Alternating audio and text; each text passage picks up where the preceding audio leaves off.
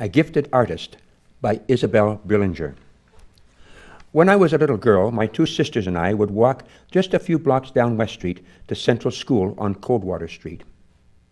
So could our neighbors, the two young daughters of Mr. and Mrs. Mel Tuddup. When my own children were old enough to go to school, they walked to Central School also, and I decided it was time for me to have training for a formal career. I arranged to attend Teachers College in Toronto for part of each week and earn my certificate. At just the time I was ready to begin work in 1953, a new school was built in the South Ward. It was to be called Regent Park School. Regent Park was the closest destination for the modern students who came by bus to Orillia from Rama Reserve across the lake. But that's another story. I and others interested in local history always thought it would be more appropriate to name the school after Mercy Manwaring Moffat, who had been one of the first teachers in pre-Confederation Orillia for Native children. I was given a grade 3 class to teach, which meant that as I was responsible for every different subject.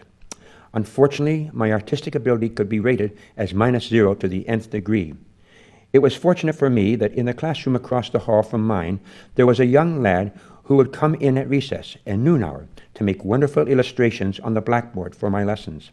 His colorful artwork for science and social studies was very much appreciated by pupils and by me.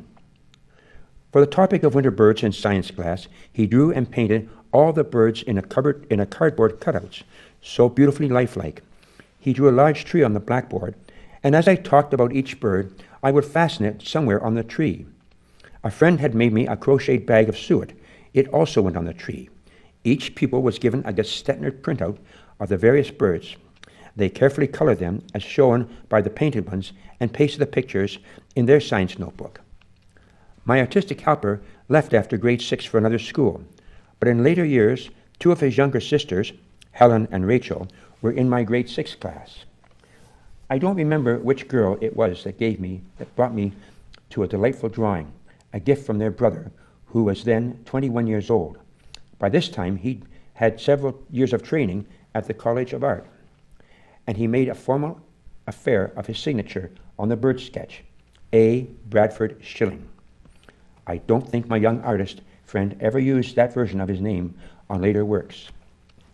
Years later, I had the pleasure of inducting Arthur Schilling into the Orillia Hall of Fame and showed this sketch at the induction. A lady visitor from Toronto approached me at the end of the meeting, suggesting I take the sketch to a certain picture framer in Toronto, where they could remove some of the spots and creases caused by its being folded several times.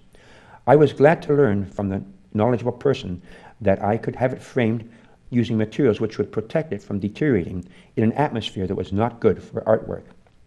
At the time, most collections did not know about modern conservation. So, all this was done in proper way, and when the new Orillia Museum of Art and History opened, Winter Birds by Arthur Schilling went to the museum as a gift of my collection.